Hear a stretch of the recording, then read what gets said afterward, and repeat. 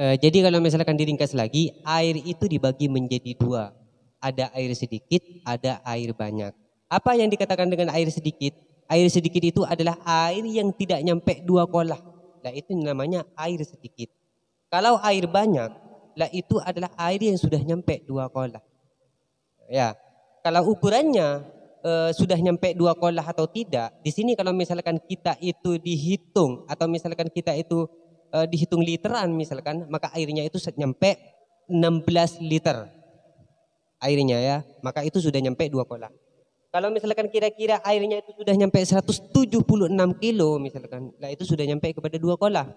Atau misalkan diukur dengan sintian, misalkan diukur dari panjang dan juga lebar misalkan ya, misalkan wadahnya air atau tempatnya air itu misalkan sudah nyampe misalkan panjang dan lebarnya, lah itu sudah nyampe 60 cm, lah maka airnya itu sudah nyampe 2 kolah.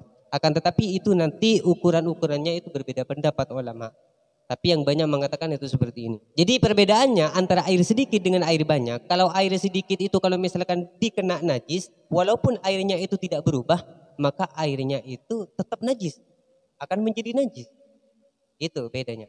Kalau air sedikit, kalau misalkan dikena najis, walaupun air itu tidak berubah, rasanya tidak berubah, baunya tidak berubah, warnanya tidak berubah misalkan, tetap najis. Kenapa? Karena airnya tidak nyampe 2 kolah.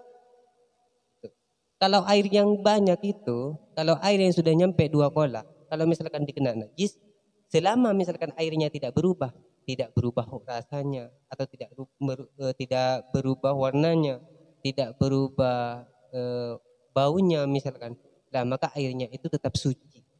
Tapi kalau misalkan air yang sudah nyampe 2 kolah, enggak usah hanya nyampe 2 kolah, misalkan air sebanyak mungkin misalkan 1 kolam misalkan. Akan tetapi kalau dikena najis kemudian berubah salah satu dari ciri yang 3, warnanya misalkan berubah, baunya misalkan berubah atau rasanya yang berubah, maka airnya itu menjadi najis walaupun sudah nyampe 2 kolah atau lebih. Nah itu.